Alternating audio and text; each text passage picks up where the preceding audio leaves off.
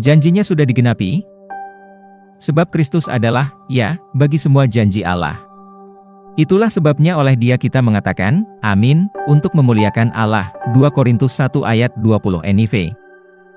Tuhan tidak pernah membuat janji yang belum Ia genapi. Setiap janji sudah digenapi di dalam Kristus, sebab Kristus adalah, ya, bagi semua janji Allah. Itulah sebabnya oleh Dia kita mengatakan, amin, untuk memuliakan Allah. 2 Korintus 1 ayat 20. Jadi, jika Tuhan memberitahumu sesuatu yang terdengar seperti janji, sebenarnya Dia sudah memenuhi janji itu. Izinkan saya menjelaskannya kepadamu seperti ini, bayangkan Dia memasukkan 100 juta ke dalam rekening pribadimu. Kemudian Dia meneleponmu dan berkata, "Nak, aku akan memberimu 100 juta jika kamu mau melakukan ini. Sekarang, Dia telah membuat janji itu karena Dia sudah menaruh uangnya di rekeningmu. Ini mudah dipahami ketika engkau menyadari bahwa Tuhan tidak memiliki masa depan, Dia hidup dalam kekekalan.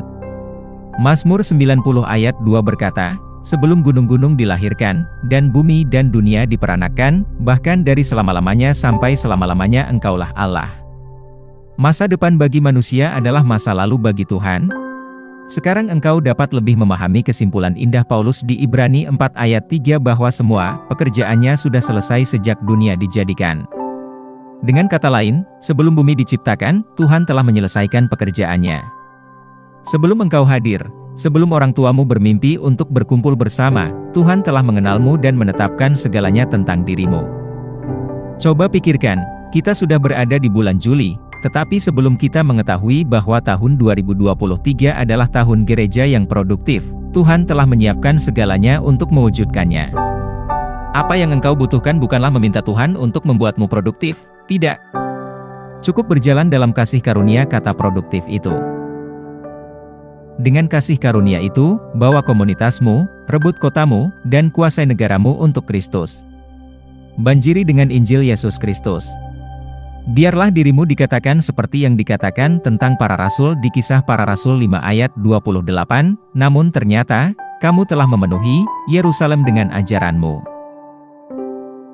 Mari kita berdoa. Bapa terkasih, terima kasih telah membuat kepenuhan berkat Injil menjadi mungkin dan tersedia bagiku di dalam Kristus, karena semua janjimu telah digenapi di dalam Dia. Sekarang, aku berjalan dalam terang kemakmuran, kemenangan, kesuksesan, kegembiraan, kedamaian, dan semua berkat kerajaan, karena semuanya sekarang menjadi milikku. Puji Tuhan. Ayat renungan hari ini terdapat dalam 2 Petrus 1 ayat 3-4, 1 Korintus 3 ayat 21-22.